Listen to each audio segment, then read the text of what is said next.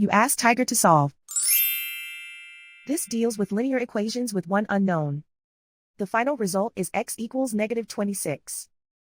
Let's solve it step by step. Simplify the expression. Expand the parentheses. Multiply the coefficients. Simplify the arithmetic.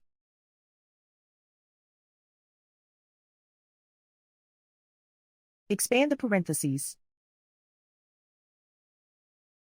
Simplify the arithmetic. Expand the parentheses. Group like terms. Simplify the arithmetic. Group all constants on the right side of the equation.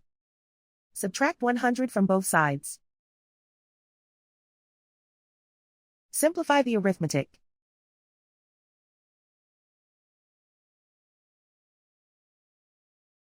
Isolate the x.